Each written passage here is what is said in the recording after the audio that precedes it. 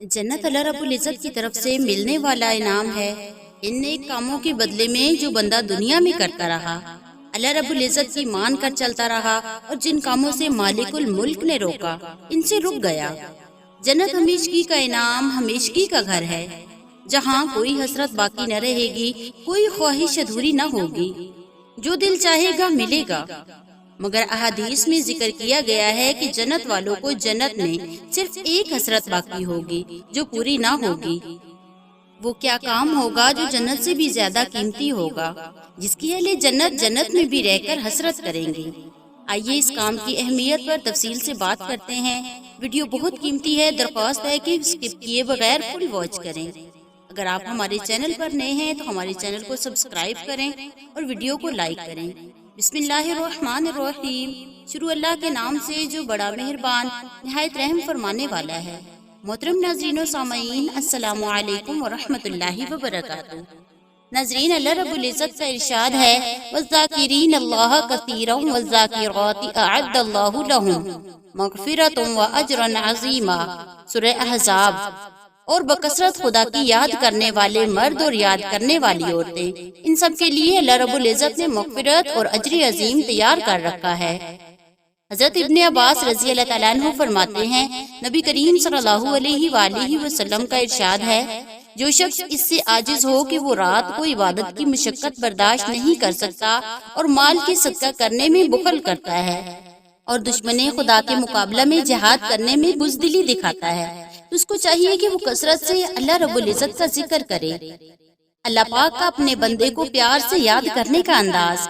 हजरत अबू हुरैरा रज़ी अल्लाह तआला अन्हु फरमाते हैं, नबी करीम सल्लल्लाहु अलैहि वसल्लम ने फरमाया, अल्लाह ताला इरशाद फरमाते हैं, मैं अपने बंदे को अपने मुतालिक गुमान के मुताबिक मुआमला करता हूँ। जब वो मुझे याद करता है तो मैं इसके पास होता हूँ। अगर वो मुझे अकेले याद करता है तो मैं भी उसको अकेले याद करता हूँ। अगर वो मुझे जमात में याद करता है तो मैं इसको ऐसी जमात में याद करता हूँ जो इस बंदा की जमात से बेहतर होती है।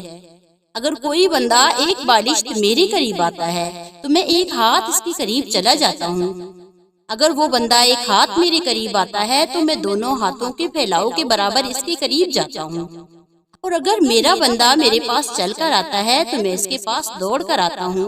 सुबहान अल्लाह। यहाँ हदीस में अल्लाह रब्बुल इज़्ज़त के आने का मतलब अल्लाह की रहमत का आना है और अल्लाह का अपने बंदे की तरफ से ज्यादा मुतवज्जा होना है। सुबहान अल्लाह। सब अमाल से अफजल कौन सा अमल है जो अल्लाह रब्बुल इज़्ज़त के नजदीक बहुत पसंदीदा है?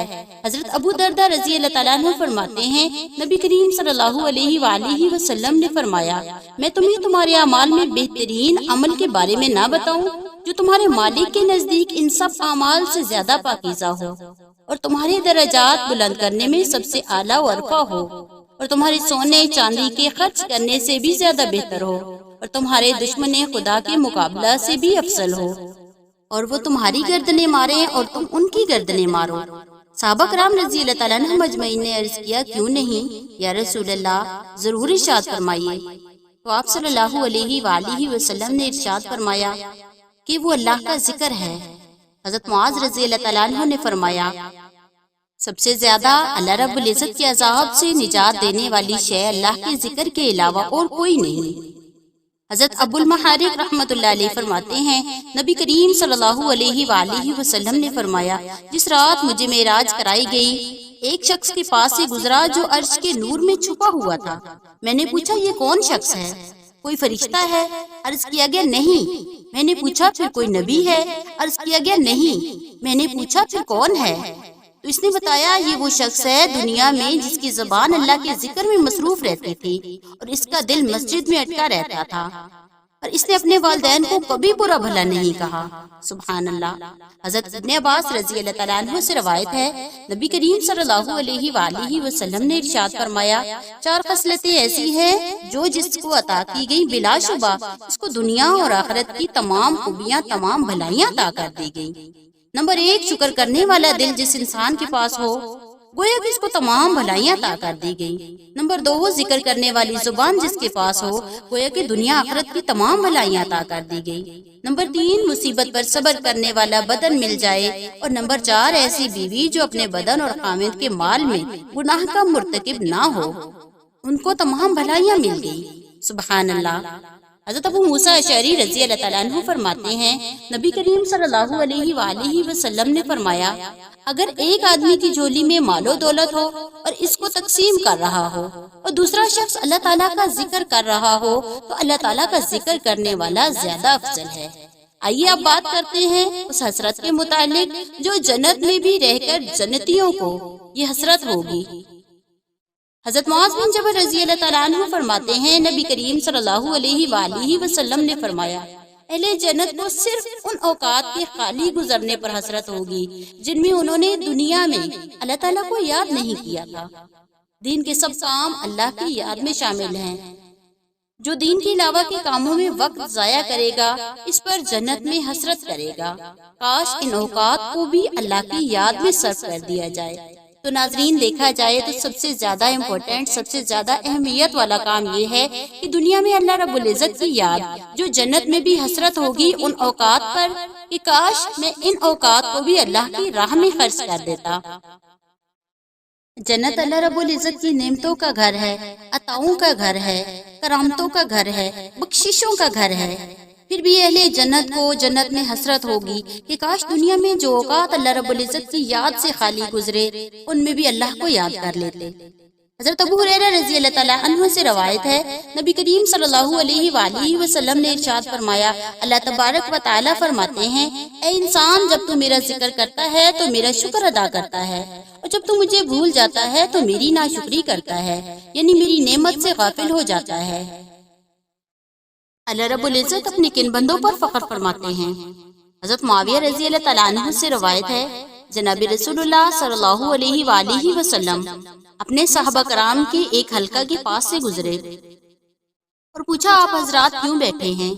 صحابہ کرام رضی اللہ تعالیٰ عنہ مجمعین نے عرض کیا کہ بیٹھ کر اللہ کا ذکر کر رہے ہیں اور اس بات پر حمد بجا لا رہے ہیں کہ اس نے ہمیں اسلام کی طرف ہدایت کی اور اس کی وجہ سے ہم پر احسان فرمایا۔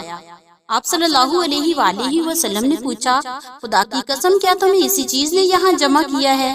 صحابہ کرام رضی اللہ تعالیٰ عنہ مجمعین نے عرض کیا اللہ کی قسم ہم صرف اسی وجہ سے یہاں بیٹھے ہیں۔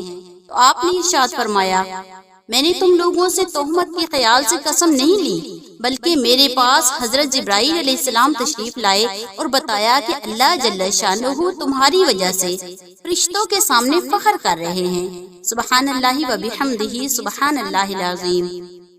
حضرت ابو ہریرہ رضی اللہ تعالیٰ عنہ فرماتے ہیں نبی کریم صلی اللہ علیہ وآلہ وسلم نے ارشاد فرمایا اللہ تعالیٰ کے بہت سے فرشتے ایسے ہیں جو زمین پر چلتے پھرتے ہیں، یہ لوگوں کے نامہ اعمال لکھنے والے فرشتوں کے علاوہ ہیں، یہ راستوں میں گھومتے پھرتے ہیں، ذکر کرنے والوں کو تلاش کرتے ہیں، بس جب کسی جماعت کو اللہ تعالیٰ کا ذکر کرتے ہوئے پاتے ہیں تو ایک دوسرے کو بلاتے ہیں کہ آؤ اپنی ضرورت یہاں موجود ہے، تو وہ ذاکرین کو آسمان تک اپنے پروں سے چھپا لیتے ہیں اور ان سے ان کا رب سوال کرتا ہے جبکہ وہ اس سے زیادہ باخبر ہے کہ میرے بندے کیا کر رہے ہیں، تو وہ بتاتے ہیں کہ آپ کی تسبیح، تکبیر، تعریف اور بزرگی بیان کرتے تھے۔ تو اللہ تعالیٰ پوچھتے ہیں کیا انہوں نے مجھے دیکھا ہے؟ تو وہ عرض کرتے ہیں نہیں، اللہ کی قسم انہوں نے آپ کو نہیں دیکھا۔ تو اللہ تعالیٰ فرماتے ہیں اگر وہ مجھے دیکھ لیں تو ان کی کیا حالت ہوگی؟ عرض کرتے ہیں اگر وہ آپ کو دیکھ لیں تو آپ کی عبادت بھی خوب کریں، بزرگی بھی خوب بیان کریں اور تسبیح بھی خوب کہیں۔ تو اللہ تعالیٰ پوچھتے ہیں اچھا یہ بتاؤ وہ مجھ سے کیا طلب کرتے ہیں؟ تو وہ عرض کرتے ہیں وہ آپ کی جنت کو طلب کرتے ہیں۔ تو اللہ تعالیٰ پوچھتے ہیں کیا انہوں نے جنت کو دیکھا ہے؟ تو وہ عرض کرتے ہیں نہیں، اللہ کی قسم ہے پروردگار انہوں نے نہیں دیکھا۔ تو اللہ تعالیٰ پوچھتے ہیں اگر یہ لوگ اس کو دیکھ لیں تو ان کی کیا حالت ہوگی؟ عرض کرتے ہیں اگر وہ اس کو دیکھ لیں تو ان کی بہت زیادہ حرص، بہت زیادہ طلب اور بہت زیادہ رغبت بڑھ جائے گی۔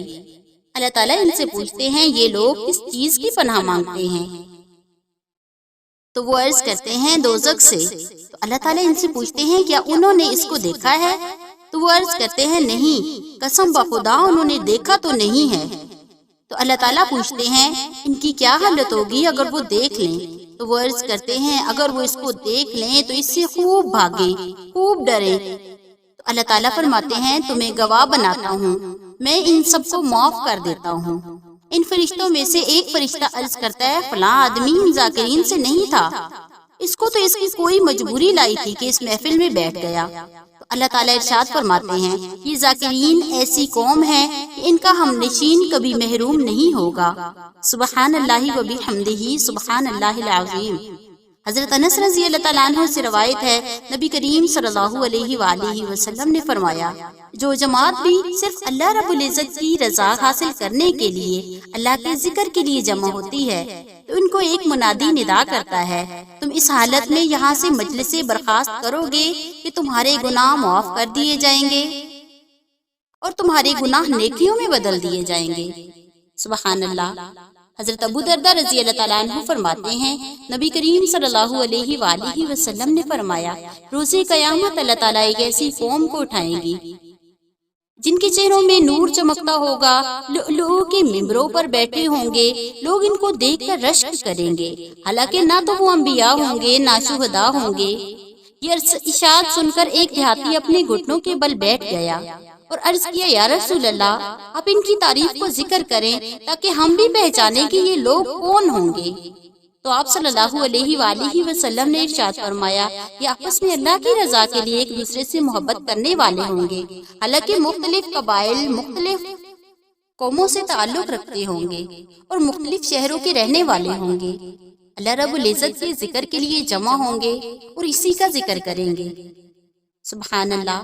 حضرت ابو ہریرہ رضی اللہ تعالیٰ عنہ سے روایت ہے نبی کریم صلی اللہ علیہ وآلہ وسلم کے متعلق یہ گواہی دی، آپ صلی اللہ علیہ وآلہ وسلم نے فرمایا جو قوم بھی اللہ تعالیٰ کے ذکر کے لیے بیٹھتی ہے ان کو فرشتے گھیر لیتے ہیں اور رحمت ڈھانپ لیتی ہے اور سکینت نازل ہوتی ہے اور اللہ تعالیٰ ان کا تذکرہ اپنے پاس رہنے والے مقرب فرشتوں میں فرماتے ہیں۔